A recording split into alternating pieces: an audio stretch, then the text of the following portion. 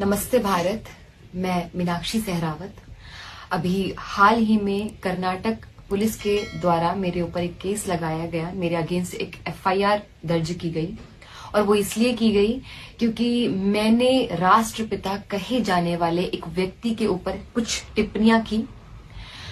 टिप्पणी करते समय मेरी भाषा एकदम नियंत्रण में थी। मैंने कोई अशोभनीय अमर्यादित शब्द का प्रयोग नहीं किया। उसके बाद भी मेरे ऊपर एफआईआर हो जाता है क्योंकि मैंने इतिहासकारों के द्वारा प्रमाण और तथ्यों के आधार पर जो कुछ भी ऐतिहासिक पुस्तकों में लिखा जा चुका है वही मैंने अपने शब्दों में जनता तक पहुंचाने का प्रयास किया, इसलिए मेरे ऊपर एफआईआर हो जाता है।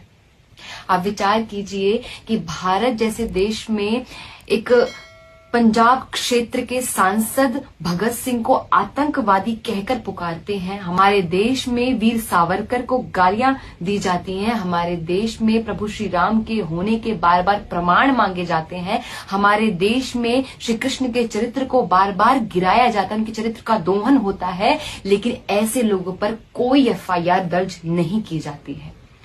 आप विचार कीजिए कि हमारे देश में एक पेंटर जो माता सीता, माता लक्ष्मी और अन्य कई देवियों की नंगी तस्वीरें बनाता है, उसको पद्मश्री और पद्म भूषण से नवाजा जाता है। एफआईआर तो होने से रही। हमारे देश में मदर टेरेसा आती है, हमारे देश की संस्कृति को खराब करती है या कन्वर्जन करती है और उसको भारत रत्न मिल जाता है।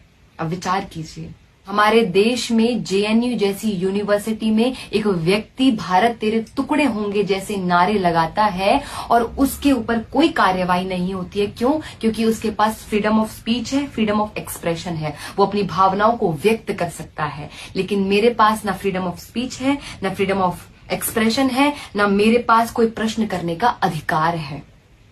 और ये प्रश्न केवल मेरा नहीं है, मेरे जैसे कई लोगों का है। क्या कि किस दस्तावेज में कहां ये लिखा हुआ है कि ये व्यक्ति भारत का राष्ट्रपिता है? ये कहां लिखा हुआ? ये प्रश्न कई लोगों का है।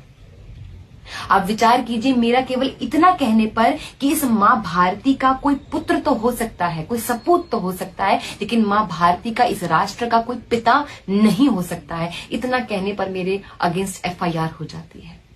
और मैंने देखा कि जब ये केस मेरे ऊपर हुआ तो कई रिपोर्टर्स ने और कई जगह ऐसी हेडलाइंस आई कि नॉर्थ की एक वक्ता ने इस प्रकार का बयान दिया है। रही और सबसे बड़ी बात कि जुल्म के साए में फिर लब खोलेगा कौन? यदि आज भी हम चुप रहे तो फिर बोलेगा कौन?